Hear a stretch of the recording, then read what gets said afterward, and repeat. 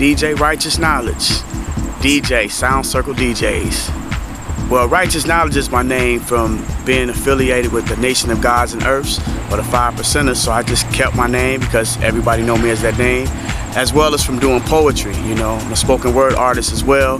We've traveled all across the country doing spoken word with my poetry collective called Third Eye Open. It's all art, you know, being poetic and spinning.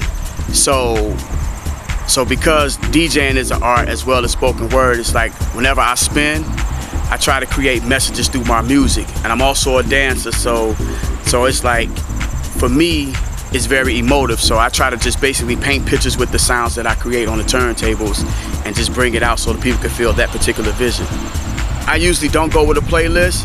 Like, I usually go based upon what I feel from the crowd, especially at a house gig. You know, you go based upon the crowd. You know, no playlist, man. I like to go in unscripted. I call it unscripted melodies, and I just go in and just do my thing, and you know, make the crowd feel what I'm feeling.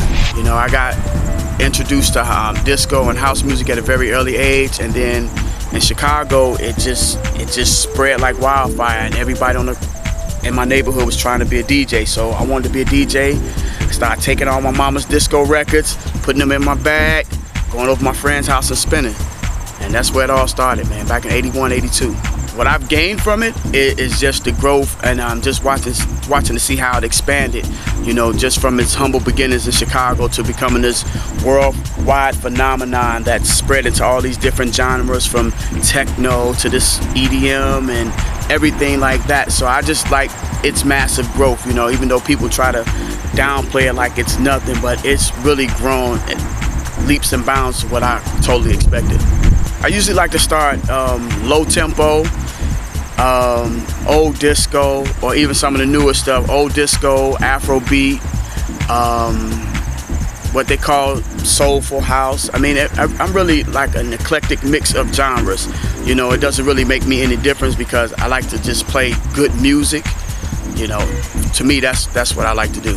I try not to play the same old dirty 30 songs that you're gonna hear at every house party with people trying to wax nostalgic of the old days. I just like to give people something that's real, you know, something that's raw, and just good music, man. To me, it's all about the music, you know. I don't really try to get into these trends, you know, play the hot song that's out right now, because there's so much music being made, and there's so much music that doesn't get played when you're out because people want to control the DJ as opposed to the DJ controlling the crowd, you know. So I like to make people feel what I'm feeling, as opposed to being a quote-unquote jukebox to the audience, you know, because that's what I'm not. I'm not a jukebox, and I tell anybody that in a heartbeat, you know, I'll play requests if I have it, but 9 times out of 10, I just want them to feel what I feel. It's just so much more music out there, man. I want people to be able to expand their mind, you know.